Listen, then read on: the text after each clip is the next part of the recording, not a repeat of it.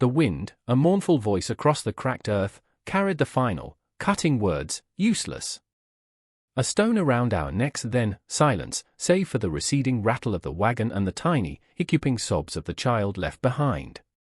She was no more than 6, a wisp of a thing named Ilara, though no one had used her name with kindness in so long she barely remembered it belonged to her.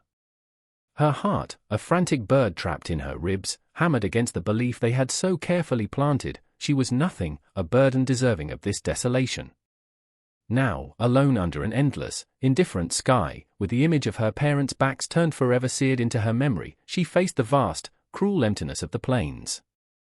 Could a life so cruelly discarded ever find solace, or was she, like the tumbleweeds, destined to be broken and scattered by the uncaring forces of the world? Could a whisper of hope ever reach a heart convinced of its own worthlessness, and could a struggling soul, burdened by his own hardships, recognize the spark of humanity in another and choose to nurture it against all odds?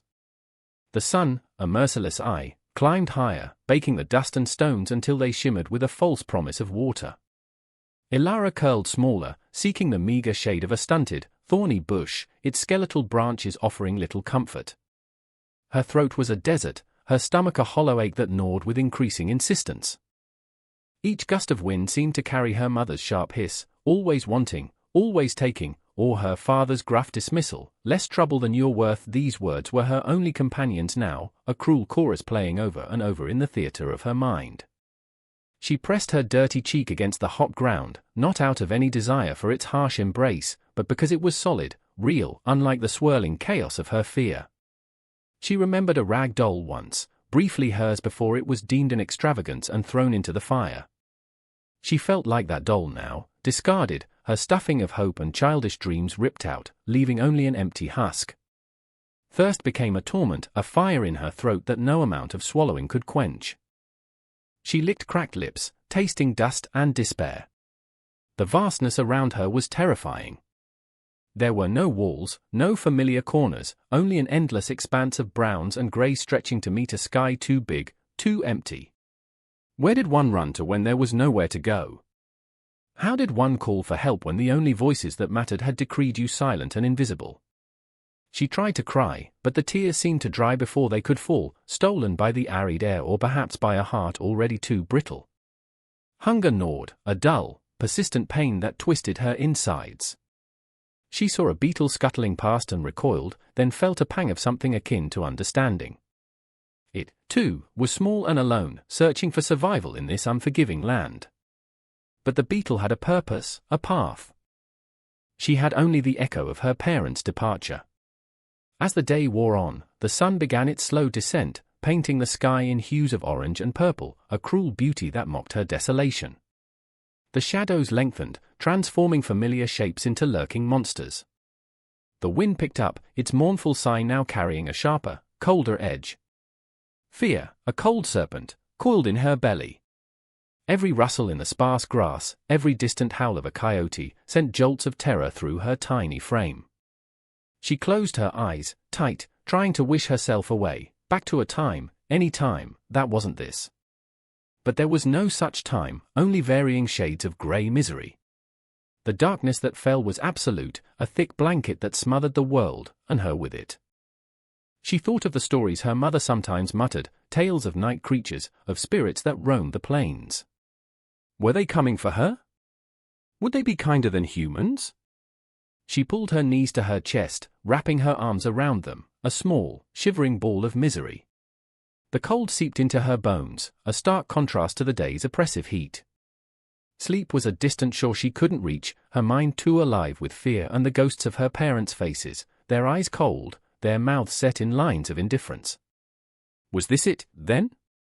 Was this how her story ended, a forgotten whisper in the vast, uncaring wilderness? A tiny, choked sob finally escaped her, a sound so small it was almost swallowed by the wind, a fragile testament to a life deemed worthless, now teetering on the very edge of existence, beneath the silent, watchful stars. Days blurred into a haze of thirst, hunger, and a fear so profound it became a part of her, like the dust clinging to her ragged dress. Ilara, or Lily as she sometimes whispered to herself in the dark, a name she'd once heard in a snatched moment of a song before being shushed, moved little, conserving what pitiful energy she had left. The initial terror had dulled into a leaden despair. She'd licked dew from a sparse blade of grass one morning, a fleeting, insufficient relief. She'd tried to eat a dry, tough root she'd clawed from the earth, but it was bitter and made her stomach cramp. Her world had shrunk to the small patch of ground around her, the burning sky, and the constant, gnawing emptiness within. The echoes of her parents' voices were fainter now, not because their power had lessened, but because her own mind was growing too weary to conjure them with such clarity. Instead, a dull, pervasive belief settled in: this was her due. This was the consequence of being Ilara, the unwanted. She no longer looked for the wagon to return. That flicker of impossible hope had been extinguished by the relentless sun and the crushing silence. She saw lizards darting between rocks, their movements quick and purposeful. She watched hawks circle high above, their eyes, she imagined, missing nothing. They belonged here. She did not. She was an intrusion, a mistake. Her small body was failing. Her lips were cracked and bleeding, her skin stretched taut over her tiny bones. Sometimes, she would drift into a light, troubled sleep, filled with fragmented images, a rough hand pushing her away, the glint of coins her father counted while her stomach rumbled, her mother's face, hard and unforgiving, as she swept crumbs from the table into the fire. There were no tender memories to cling to, no gentle words to recall.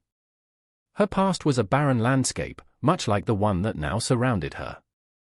One afternoon, as the sun beat down with particular ferocity, she lay with her eyes closed, the world a red blur behind her eyelids. A sound, faint and rhythmic, intruded upon her stupor.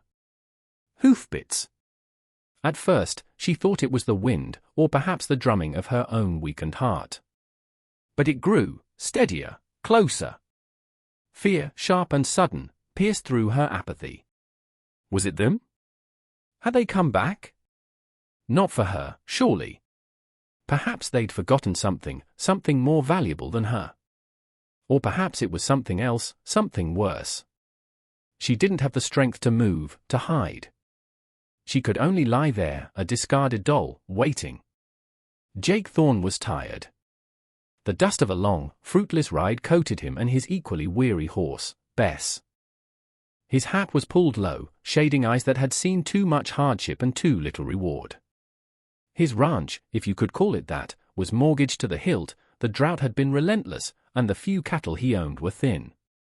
He was a man clinging to the edge, much like the dry scrub clinging to the parched earth. He rode with his shoulders slumped, the weight of his failures pressing down on him. He'd been chasing a stray calf, one he couldn't afford to lose, but the trail had gone cold hours ago. Now, he was just heading home, to an empty cabin and a meager supper. He was a solitary man, not by choice initially, but habit had made it so. His own past held its share of ghosts, of losses that had carved lines into his face and a quiet sorrow into his heart. As he rode, a sound, barely audible, pricked his ears. He reined Bess in, listening. Was it a kit fox? A wounded bird? The wind played tricks out here. He almost dismissed it, urging Bess forward, but something made him pause. A feeling, an unease. The sound came again, a tiny, pathetic whimper, like a newborn kitten, but with a note of human despair that chilled him despite the heat. It was so faint, so fragile, he wondered if he'd imagined it. He scanned the desolate landscape, his gaze sweeping over the rocks and sparse vegetation. Nothing. He must be more tired than he thought. Yet, the sound, or the memory of it, lingered, unsettling him. He couldn't shake the feeling that he needed to look, just to be sure. Against his better judgment, against the weariness that urged him homeward, he turned Bess, nudging her gently in the direction from which he thought the sound had come. Jake dismounted, his boots sinking slightly into the soft, sun-baked earth. The silence of the plains pressed in, broken only by the buzz of insects and the occasional sigh of the wind. He walked slowly, his eyes scanning the ground, searching for any sign of life. The whimper had been so faint, so ethereal, perhaps it had been nothing more than a trick of his tired mind, a manifestation of his own loneliness. He berated himself for wasting time, for chasing phantoms when he had real problems waiting for him back at his failing ranch. Yet, an undeniable pull, a sliver of something he couldn't name, urged him onward. He rounded a small outcrop of weathered rock, pushing aside a curtain of dry, thorny brush. And then he saw her. For a moment, his heart forgot to beat. Curled up at the base of a scrawny mesquite, so small and still, she looked like a discarded bundle of rags. Her hair, matted with dirt and bits of leaves, clung to a face pale beneath the grime. Her dress was torn, her tiny limbs skeletal. He could see the flutter of her pulse in the hollow of her throat, a fragile, desperate rhythm. A wave of disbelief washed over him, followed by a cold surge of anger. Who could do this? Who could leave a child, any child, to die in such a desolate place? It was an act of cruelty so profound it defied understanding. He took a hesitant step closer, his shadow falling over her. Her eyes fluttered open, wide and vacant at first, then focusing on him with a jolt of pure, animalistic terror. She scrambled backward, a dry, rasping sound escaping her lips, too weak to be a cry. She pressed herself against the rough bark of the bush, her small body trembling like a trapped bird. There was no fight in her, only a bone-deep fear that tore at Jake's own weathered heart. He saw the raw, chapped lips, the sunken eyes, the way her tiny hands clutched at the dirt as if trying to anchor herself to the earth. He saw not just a child, but the absolute nadir of human suffering. His own struggles, his own worries, suddenly seemed trivial, insignificant in the face of this raw, unadulterated despair. He knew what it was to be alone, to feel the weight of the world crushing down, but this was an abomination. He raised his hands slowly, palms open, trying to convey that he meant no harm. "Easy now, little one," he said, his voice rough from disuse, but he tried to soften it, to gentle it. "I'm not going to hurt you," she just stared, her eyes like those of a wild creature, unblinking, filled with a terror that spoke of unspeakable betrayals. He could see the imprint of harsh words, of cruel hands, in the way she flinched from his gaze. He thought of his own empty cabin, his meager supplies. Taking her in would be a burden, a significant one. He was barely keeping himself afloat. What could he offer a child, especially one so broken? The sensible part of him, the part that had learned harsh lessons about survival, whispered for him to ride on, to report it in the nearest town, to let someone else handle it. But then he looked into those haunted eyes again, saw the faint tremor of her tiny frame, and the whisper died. He couldn't. He simply couldn't. Whatever humanity was left in him, buried deep beneath layers of disappointment and solitude, rose up in protest. He unslung his canteen from his saddle horn, the water sloshing gently inside. He knelt, moving with deliberate slowness, careful not to make any sudden movements. "You thirsty?" he asked, his voice still gruff but gentler now. He unscrewed the cap and held the canteen out. She didn't move, her eyes still fixed on him, wary, suspicious. He poured a little water into the cap and extended it slowly, ever so slowly, towards her. Her gaze flickered to the water, then back to his face, then back to the water. A tiny, almost imperceptible shift in her body, a slight leaning forward. Her parched lips parted. He held his breath, waiting. After what felt like an eternity, a small, trembling hand reached out, fingers brushing against the metal cap. It was the faintest of acknowledgments, a fragile truce in a war she had clearly been losing. The journey back to Jake's cabin was a slow, careful process. He had gently coaxed Lily, she'd finally whispered the name Lily when he'd asked, her voice like the rustle of dry leaves, to take a few sips of water, then a few more. Each sip seemed an enormous effort for her. He then lifted her, her body shockingly light, almost ethereal in his calloused hands. She was rigid with fear at first, a small, tense bundle, but as he cradled her against his chest, walking slowly beside Bess, a fraction of that tension seemed to ebb away, replaced by an exhausted surrender. She didn't fight, didn't cry out, just lay limp against him, her breathing shallow and uneven. For Lily, the world had become a confusing blur of sensations. The hard, unyielding ground was replaced by the unexpected warmth of Jake's body, the rough texture of his worn denim shirt against her cheek. The movement was strange, she hadn't been carried in so long she couldn't remember it. There was a smell, too, of dust, leather, sweat, and something else, something faintly like wood smoke, a scent that was unfamiliar yet not entirely frightening. She kept her eyes squeezed shut, afraid to see, afraid to hope, afraid to feel anything that might be snatched away. Every hoofbeat of the horse beside them, every gentle murmur from the man holding her, was a new, unsettling variable in the harsh equation of her existence. He spoke to her in a low rumble, words she didn't always understand, but the tone was different from the sharp, cutting voices of her past. It was quiet. Not demanding, not angry. Just there. When they finally reached his cabin, it was little more than a one-room shack, weathered and solitary, nestled against a backdrop of stark, rocky hills. To Lily, peeking through slitted eyelids, it looked like another form of emptiness, but there was a roof, walls. Inside, it was dim and sparsely furnished.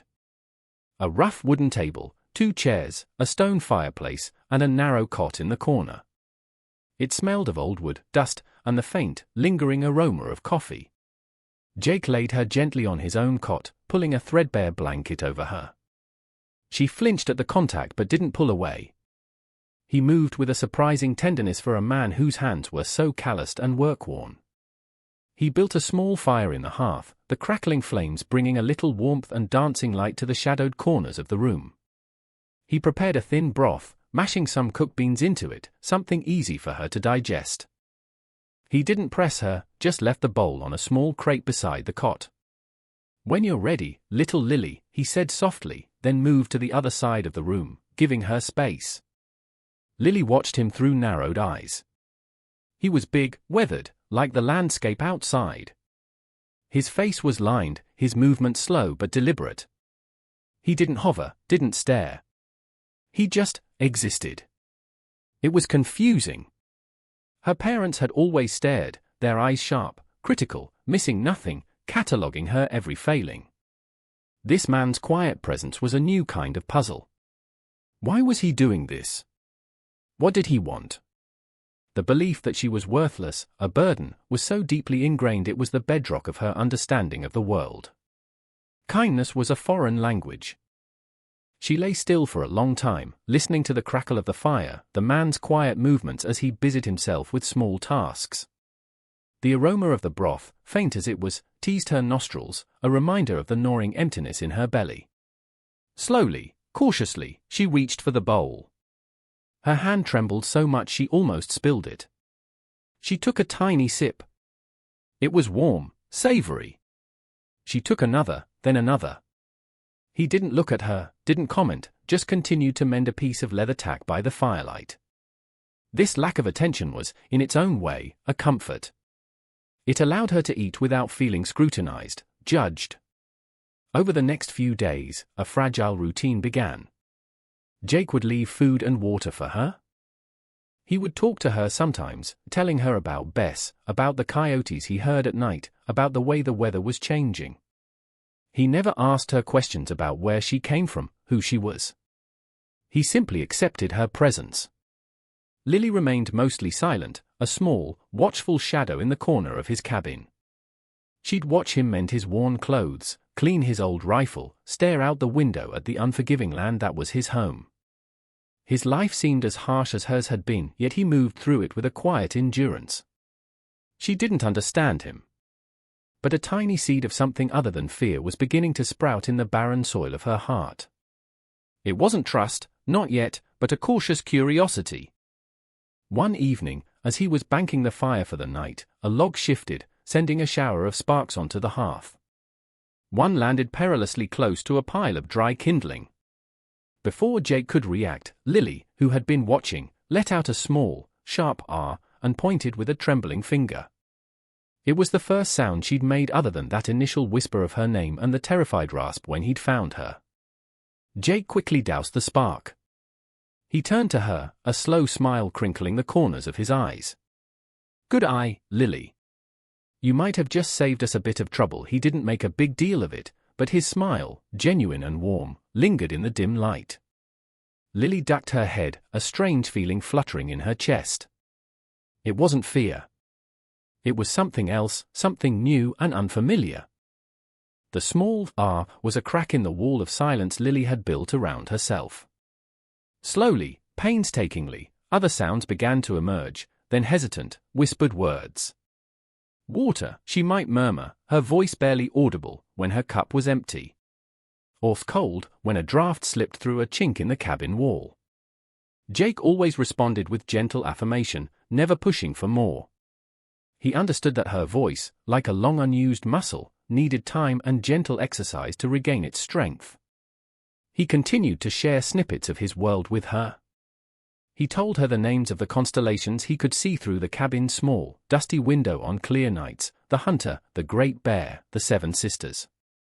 He explained the subtle signs of the changing seasons, the way the light shifted, the different calls of the birds.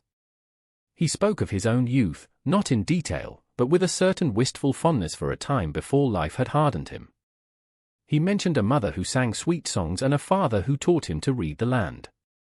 These were fragments, offered without expectation, like seeds scattered on the wind, some of which began to find purchase in the slowly thawing ground of Lily's heart. She listened, her large, solemn eyes fixed on him, absorbing his words, filing them away. The concept of a mother who sang, of a father who taught, was alien to her. Her own memories were of sharp tones, rough hands, and a constant, wearying disapproval. She began to notice the small kindnesses in Jake's actions. How he always made sure she had the thicker part of the blanket, how he'd share the best bits of their meager meals with her, how he'd sometimes hum a tuneless song while he worked, a sound that was surprisingly comforting. These things chipped away at the certainty of her worthlessness. If she was truly a burden, why would he bother? Why the gentle voice, the shared food, the quiet companionship? One day, Jake was trying to fix a broken hinge on the cabin door, muttering in frustration as the rusted metal refused to yield. He dropped a small, crucial screw into the dusty floorboards. He grumbled, now where in tarnation did that thing go, getting down on his hands and knees, peering into the gloom. Lily, who had been watching silently from her cot, her eyes sharper and more accustomed to the dim light, pointed. "There," she whispered, her finger indicating a spot near the leg of the table. Jake looked, and there it was. "Well, I'll be," he said, a genuine surprise in his voice. "You've got eyes like a hawk, Lilybug." He used the nickname gently, and for the first time, a tiny, fleeting smile touched her lips before vanishing as quickly as it came. It was a minuscule thing, but Jake saw it, and it warmed him more than the midday sun. He didn't comment on it, didn't want to scare it away, but he felt a sense of profound relief. The girl was still in there, buried deep, but present.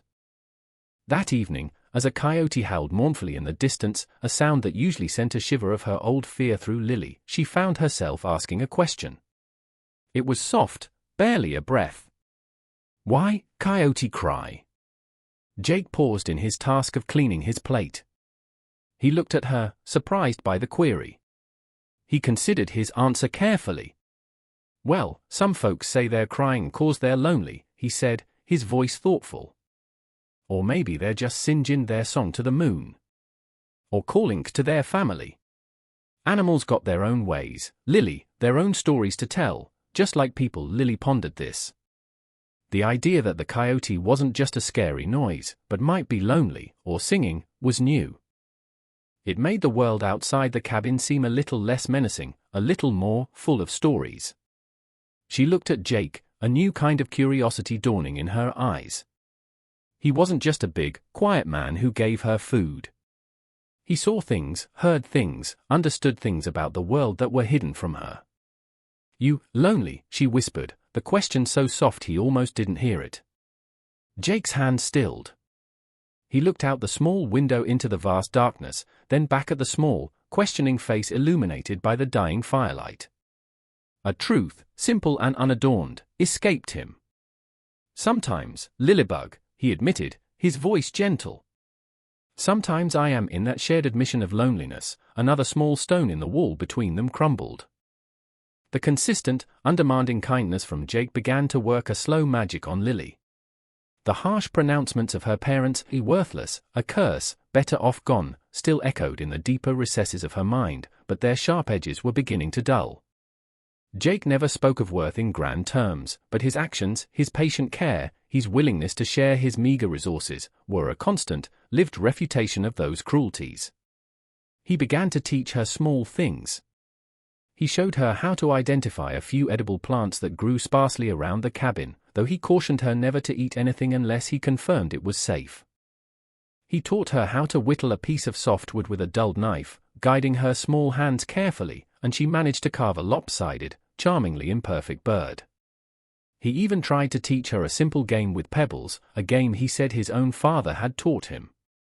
She was clumsy at first, her fingers fumbling, but she persevered, a flicker of concentration in her eyes. There were moments, fleeting and precious, when a sliver of the child she should have been peeked through. A giggle, quickly suppressed, when Bess snorted unexpectedly close to her. A moment of quiet absorption as she watched ants marching purposefully across the cabin floor. These were tiny victories, hard-won against the ingrained despair. But healing is not a straight line. One afternoon, while Jake was out checking his snares, a task he undertook with a heavy heart but out of necessity, Lily was alone in the cabin. A sudden, violent thunderstorm rolled in, the sky turning a bruised purple-black, the wind howling like a banshee, rattling the ill-fitting door and window. Each clap of thunder was like a physical blow, and the lightning flashes illuminated the small cabin with a stark, terrifying glare. The storm's fury ripped open old wounds. She was instantly transported back to a night in a cramped, leaky room with her parents, the sound of their angry, shouting voices amplified by a similar storm outside, her mother's hand striking her cheek for accidentally spilling a cup of water. The terror was overwhelming. She curled into a ball on her cot, hands over her ears, shivering uncontrollably, the old words, stupid, clumsy, always trouble, screaming in her head. When Jake returned, soaked to the bone, he found her like that, a small, whimpering knot of misery, lost in the grip of her past. He didn't scold, didn't try to jolly her out of it. He simply sat on the edge of the cot, his presence solid and reassuring in the storm-tossed room. He began to speak, his voice a low, steady anchor against the tempest outside and the storm within her. He didn't talk about her fear directly, but instead told her a story about a little prairie flower he'd once seen, a tiny thing growing in a crack in a rock. "Toughest little flower I ever did see," he said, his voice rumbling softly. Storms would come, wind trying to rip it right out, rain beaten down on it. But every time, after the storm passed, that little flower would still be there, maybe a little bent, maybe a little battered, but still holding on, still reaching for the sun. 'Cause it had roots, see?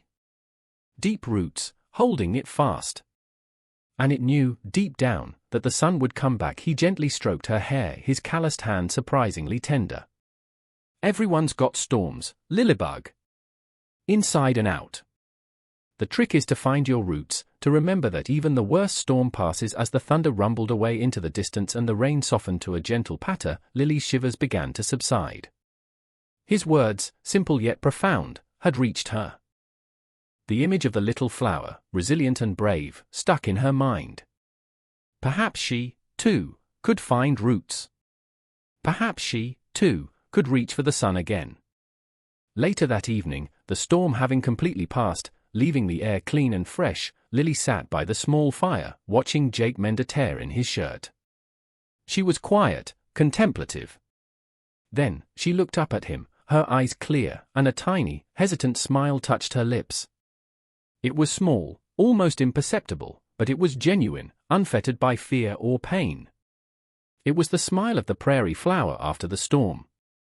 And in that moment, Jake knew, with a certainty that settled deep in his weary bones, that this little, discarded life was worth every struggle, every sacrifice.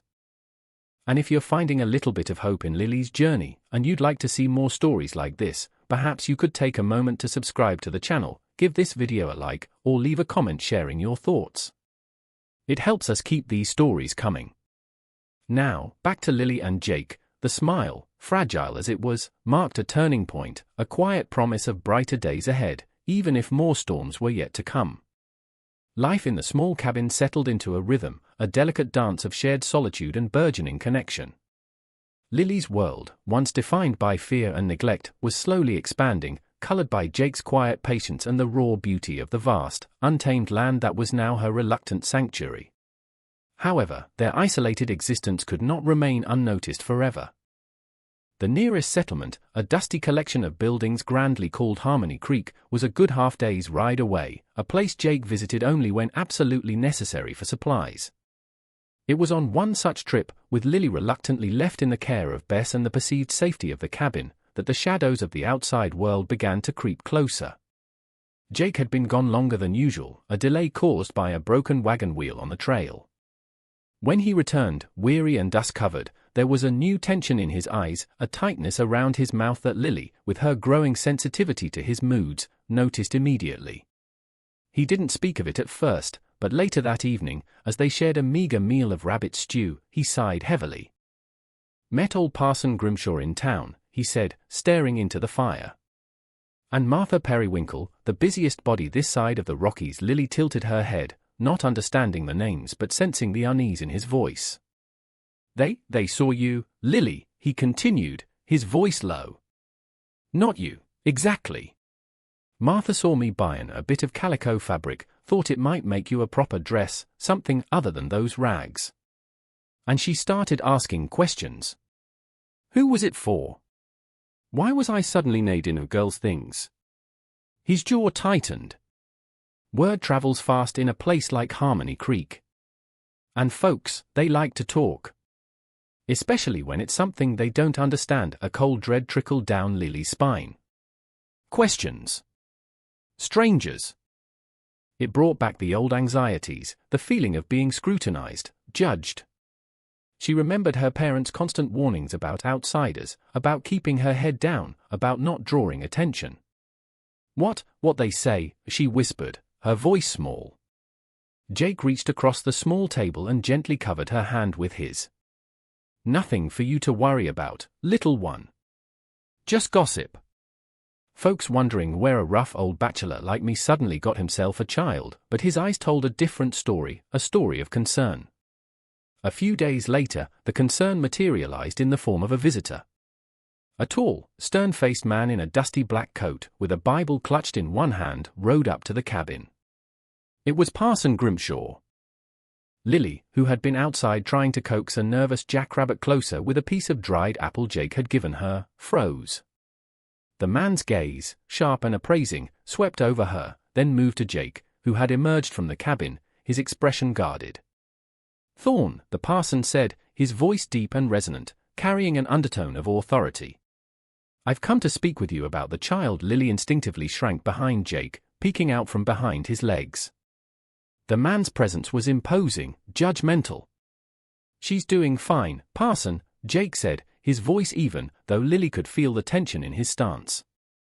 "No need for concern. Concern is precisely why I am here," Grimshaw retorted, his eyes flicking towards Lily again. "There are whispers in town. About a mysterious girl.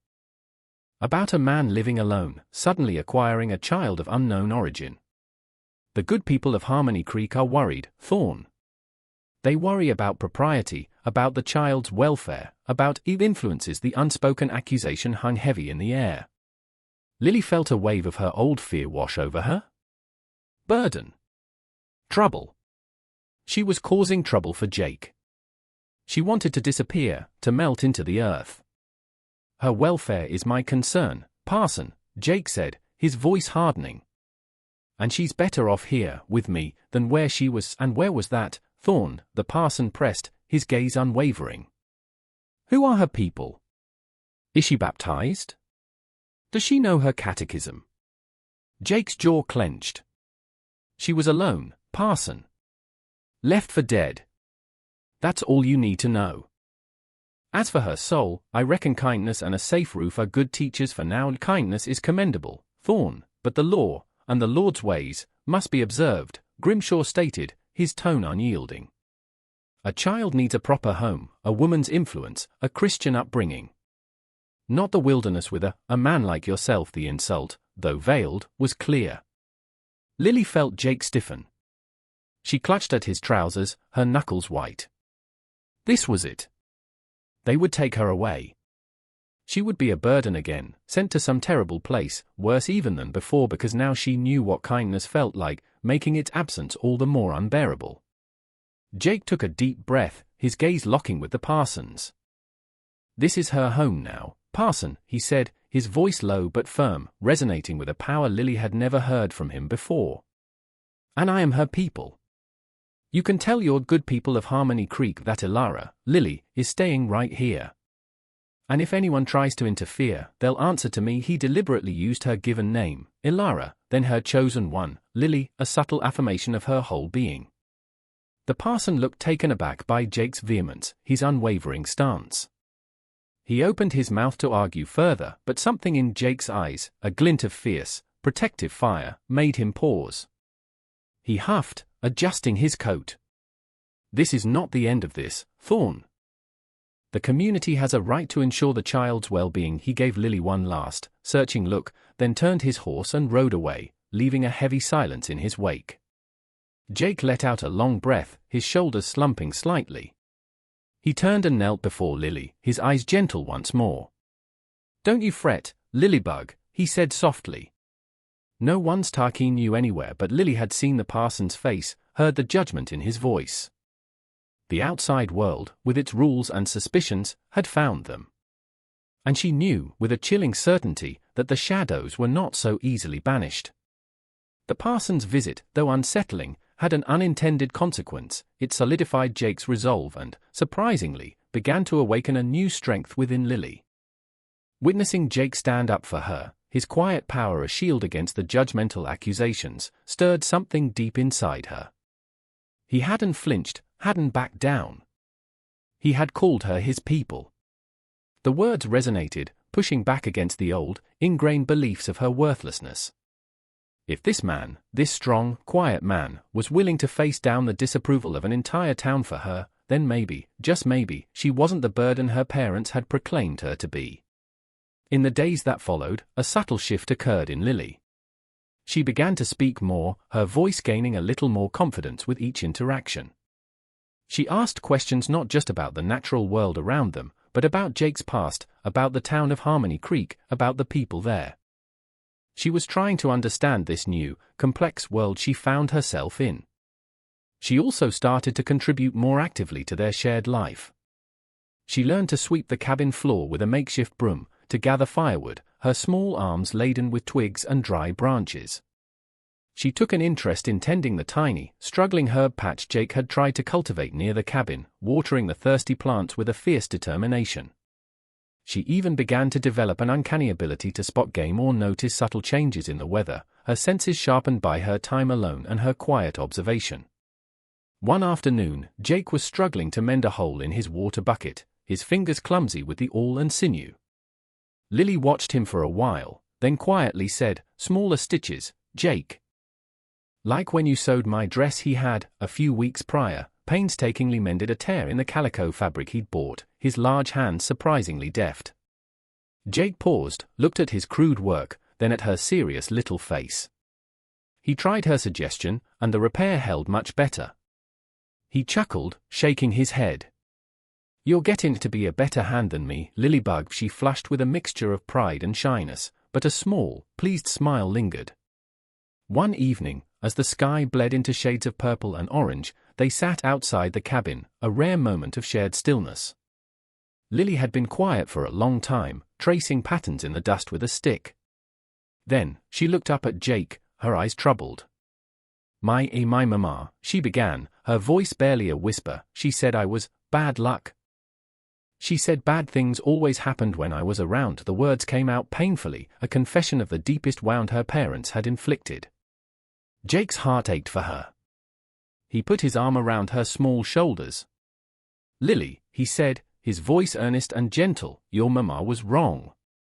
Terribly wrong. Sometimes, bad things happen, and it ain't nobody's fault. And sometimes," he looked directly into her eyes, "sometimes folks say cruel things cause they're unhappy in themselves, or cause they don't know any better. It don't make it true, especially when they say it to a child." He paused, searching for the right words. "Look around us, Lily. This land, it can be hard, unforgiving. But it's also beautiful, full of life. You ain't bad luck, little one. You're like that little prairie flower we talked about, remember? You're strong, you're a survivor. "And you," he squeezed her shoulder gently, "you brought a light into this old cabin, a light I hadn't seen in a long, long time." "If that's bad luck, then I'll take a whole lot more of it." Lily leaned against him, absorbing his words. They were like a healing balm on an old, festering wound.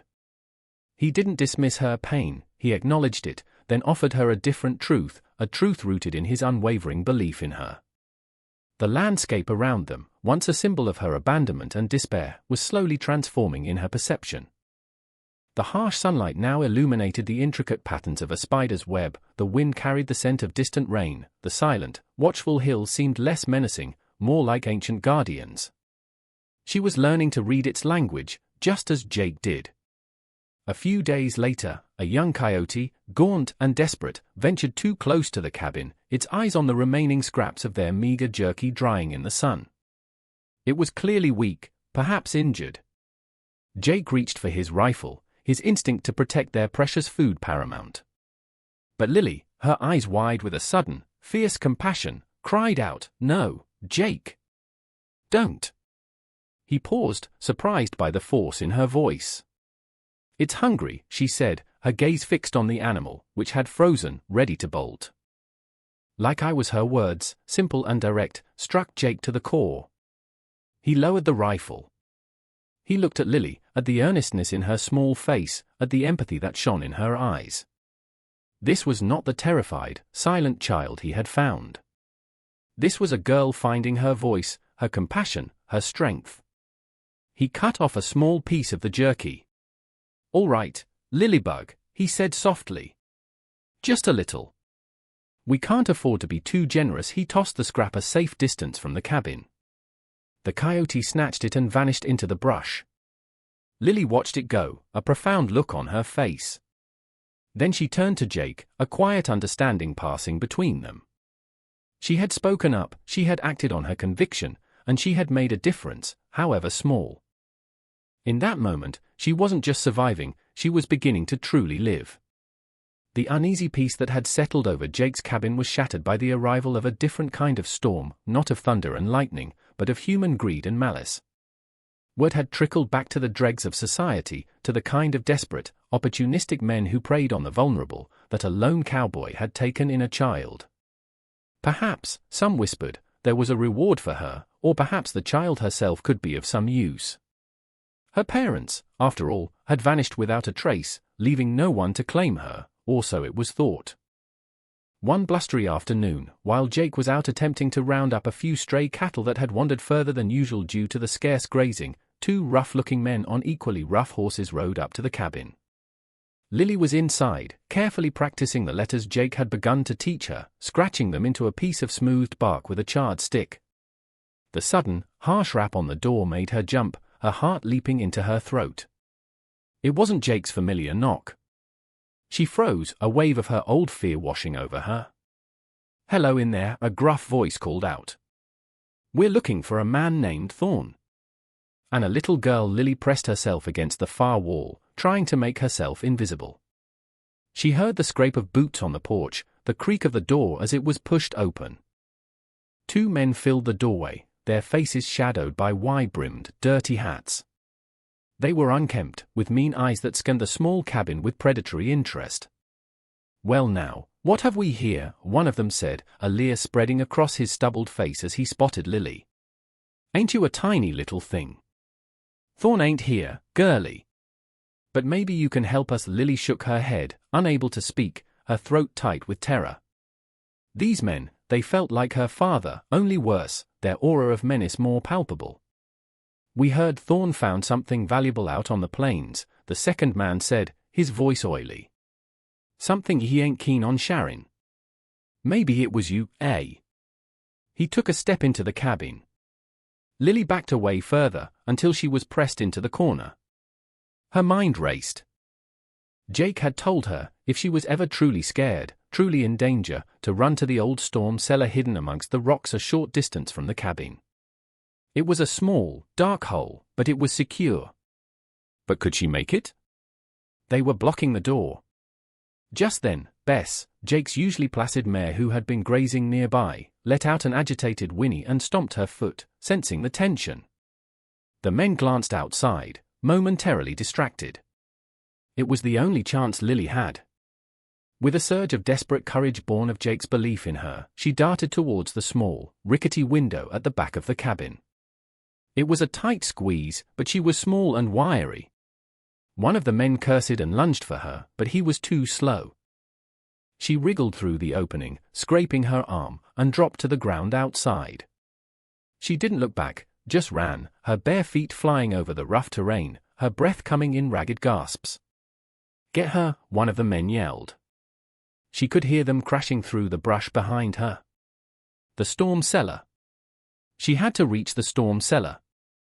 Her lungs burned, her legs ached, but the image of Jake's trusting face, the memory of his fierce protection of her, spurred her on. She scrambled over rocks, through thorny bushes, the men's voices getting closer. She could see the weathered wooden door of the cellar, half hidden by overgrown weeds. Just a little further. She reached it, fumbling with the rusty latch, her hand shaking violently. It gave way, and she tumbled inside, pulling the heavy door shut just as the men burst through the clearing. She lay there in the damp, earthy darkness, listening to them pounding on the door, shouting threats. "Come on out, girlie. We ain't gonna hurt Y much." Their voices were muffled, but their malice was clear. Lily pressed her hands over her mouth to stifle her sobs. She was terrified, but a part of her, the part that Jake had nurtured, was also fiercely determined. She would not let them take her. She would wait for Jake. Hours seemed to pass in the suffocating darkness. The pounding eventually stopped, replaced by muttered curses and the sound of the men moving away. But Lily didn't dare move. She waited, listening, every nerve stretched taut. Finally, she heard it, Jake's voice, calling her name, laced with an anxiety that tore at her heart. "Lily! Lilybug, where are you?" "Jake," she cried, her voice hoarse, scrambling to push open the heavy cellar door. She burst out into the fading daylight and ran straight into his arms. He held her tight, his relief palpable. "What happened?" "Are you hurt?" he asked, his voice rough with emotion as he checked her over. Through tears and gasps, she told him about the men, about their cruel words and intentions. Jake's face hardened into a grim mask she had never seen before. He looked towards the cabin, then at the tracks leading away. "They won't be back for you, Lily," he said, his voice deadly quiet. "I'll make sure of it." He settled her back in the cellar with some water and a blanket. "Stay here. Bar the door. Don't come out till I get back." He took his rifle, his movements economical and purposeful. Lily watched him stride away, a lone, determined figure against the darkening sky, and for the first time, she understood that love wasn't just gentleness, it was also a fierce, unwavering protectiveness. She was no longer just a survivor, she was someone worth fighting for, and Jake was her champion. She barred the door, her fear for him warring with the trust he had instilled in her. The weight was agonizing, but she clung to the image of his strength, his resolve. It was much later, under the cold light of the moon, that she heard his soft call. "Lily? It's me." "It's safe." She opened the door to see him standing there, weary but whole. He didn't speak of what had transpired after he left, and she didn't ask. But the threat was gone. They walked back to the cabin, his arm securely around her. The small structure, once a symbol of her desolation, now felt like the safest place in the world. They had faced the worst, together, and their bond, forged in hardship and tempered by love, was stronger than ever. The aftermath of the encounter with the menacing strangers left an indelible mark on both Jake and Lily. For Jake, it was a stark reminder of the dangers that still lurked, of the fragility of the peace he had tried to build for Lily. It firmed his resolve to protect her at all costs, but also filled him with a quiet dread of what other shadows her unknown past might yet cast. For Lily, the terror of the event was slowly replaced by a profound sense of security in Jake's strength and a burgeoning awareness of her own resilience. She had faced her fear, she had acted, and she had survived. The cabin, which had been violated by the intruder's presence, was soon reclaimed by their quiet routines, yet something had irrevocably shifted. Lily was no longer just a recipient of care, she was an active participant in their shared life, her contributions growing with her confidence. Her keen eyes often spotted things Jake missed: a rabbit hiding in the brush, a loose stone on the path that could trip Bess, the first signs of a changing weather pattern. Her questions about the world became more insightful, her observations more astute. She was learning, growing, her mind like a thirsty plant finally given water and sun. Jake, in turn, found himself learning from her. Her innocent perspective often shed new light on his own jaded views. Her unwavering compassion, as shown with the coyote, reminded him of a gentler side of himself he thought long buried. His solitary life, once a source of quiet resignation, was now filled with a purpose that both surprised and humbled him.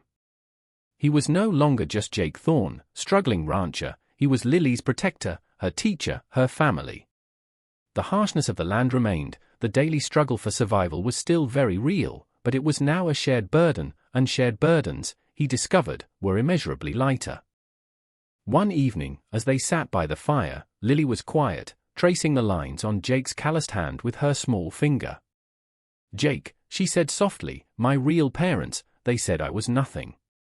Just a mouth to feed." They didn't want the words were spoken without the raw agony of before, more like a statement of a painful, receding fact. Jake looked at her, his heart swelling with a fierce, tender love. "Well, Lilybug," he said, his voice thick with emotion, "they were blinder than bats in daylight, and dumber than a sack of hammers." He smiled gently. "You ain't nothing, little one. You're everything. You're smart, and you're brave, and you got a heart bigger than this whole prairie. You taught this old, grumpy cowboy how to smile again, how to care again. If that ain't something special, I don't know what is." Lily looked up at him, her eyes shining. Am I your girl now, Jake?" she asked, her voice small but hopeful. Jake pulled her into a rough, heartfelt hug. "You always were, Lily," he whispered into her hair. "From the moment I found you. You always were." The seasons turned. The harsh summer eventually gave way to a mild autumn, painting the sparse foliage in hues of gold and russet.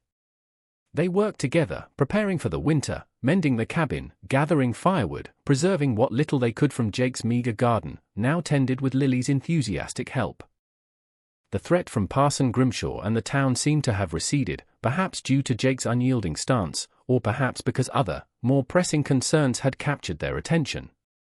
But Jake knew they couldn't live in isolation forever. Lily needed more than he alone could provide: an education, companionship with other children, a place in a community, however flawed that community might be. He began, slowly, to think about the future, a future that now irrevocably included her. He wouldn't let her be defined by the cruelty of her past, nor by the harshness of their present circumstances. She deserved a chance, a real chance, at a life filled with more than just survival. The final scene is not one of dramatic resolution, but of quiet, enduring hope. It is a cold, clear night, the stars scattered like diamonds across the velvet sky. Jake and Lily stand outside the cabin, wrapped in blankets, looking up at the celestial display. The wind whispers around them, no longer a mournful sound of desolation, but a song of the wilderness, wild and free. "Look, Jake," Lily says, pointing. "The 7 sisters. You taught me." He nods, a slow smile on his face. "That I did, Lilybug. That I did." She leans her head against his side, content. The vast, empty plains that had once been her prison now felt like home, a place of belonging, because he was there. She was no longer Ilara, the abandoned, worthless child. She was Lily, strong, resilient, loved. And Jake, the struggling, solitary cowboy, was no longer alone. He had found a purpose, a family, in the most unexpected of places. The future was uncertain, challenges undoubtedly lay ahead, but as they stood there together, under the watchful gaze of a million stars, they faced it not with fear, but with a quiet courage, their hearts intertwined, 2 souls who had found each other in the vast wilderness, forging a bond as strong and enduring as the ancient land itself. Their journey was a testament that even in the deepest darkness, hope could take root, and a life, once cruelly discarded, could not only be saved but could blossom into something beautiful and strong.